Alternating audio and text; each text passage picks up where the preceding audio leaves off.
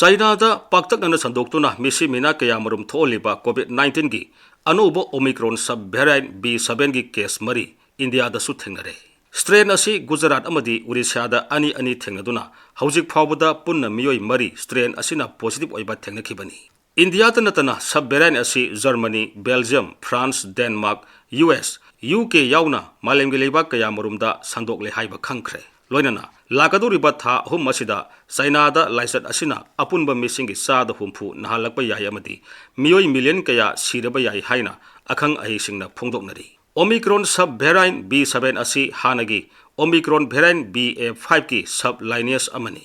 Adubu BF7 asina mamangda thengnakhiba BA1, BA2 amasung BA5 tagi hena launagali amasung incubation gi matam teli.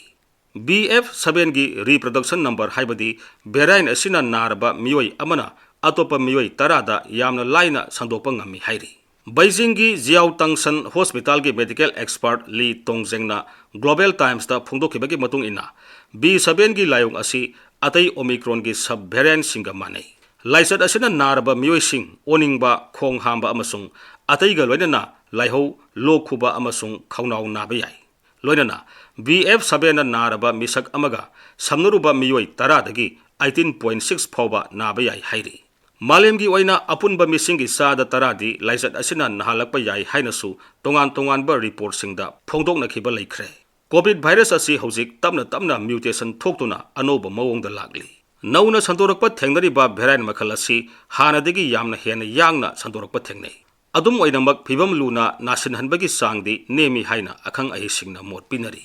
Faridabad laiba Ameri Health Asian Hospital gi disease specialist Dr. Sarudat Arora hai handak China, Japan, Hong Kong, Brazil, South Korea, France amasung US da COVID laisat sandorokpagi sang wangkhalakliba asi section ningai oi. China gi oinadi laisat asi Omicron variant B7 asina thuanbani.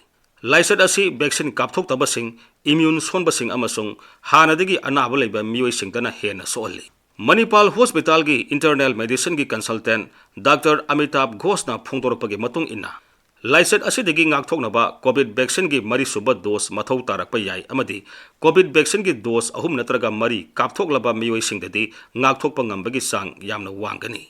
Adum oinamak laisat asina China da missing yamna senba yabagi oithokpa lei loinana laisat asigi laina layongsu mamangda hana thengnakhiba COVID ki atai variant singa adumak manai hairi. China yauna malemgi leibak kayada BF7 pirikliba saitheng asi yenglaga center na advisory ama pirakhiba matung COVID-19 ga mari lenaba thoglakpa yaba khudingmak thengnanabagi state singa masung union territory singi thorang adu soihandanaba ngasi state amasung union territory singi health facility kayada mock drill ama pangthokre. Exercise asigi pandamdi COVID-19 thengnanabagi damak health facility singna sem sariba adu soihandabani. COVID ki anouba variant BF7 gi case asi atai leibak singda angakpa phangna sandoklabasu India dadi case mari damak leiri. Manipur gi oinasu COVID positive oibagi sang asi numit kharani asida zero oibaga loinana anouba case leitri. Adumakpu center gi pautak matungina COVID ki laisat asi inauna leibak asida sandorakpa matamda thengnanabagi damak mock drill asi pangthokhibani. China yauna malemgi leibak singda COVID-19 gi case hengalakpadagi India sinba thungna sexual thorang lokhatpagi sarukama oina Manipur dasu miyamna standard operating procedure SOP ngangna sananaba health minister Dr. Sapam Ranjanna appeal tawrakli. China, Japan, Brazil, South Korea na singba leibak singda hawjik COVID-19 gi case angakpa phangna wangkhalakli. Phibam asi yenglaga India dasu sexual thorang lokhatpa hore.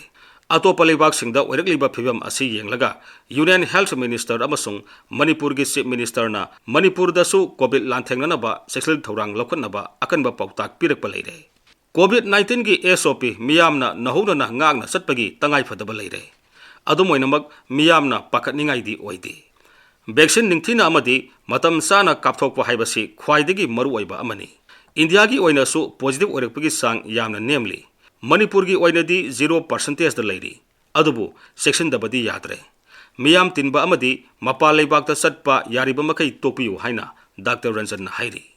Masigi mamangda COVID na nabra haibadu khangdoknaba China, Japan, South Korea, Hong Kong amasung Thailand dagi thunglaba international passenger sing tangai phadana RT-PCR test tawragani haibaga loinana COVID ki anouba variant leibak-sida sanglakpa yabagi risk hanthanabagi-damak Miraybak-tagi India-da lakpa passenger singi sada ani airport singda random oina COVID test tawnaba Union Health Ministry na Civil Aviation Ministry da hanana khangankrabani.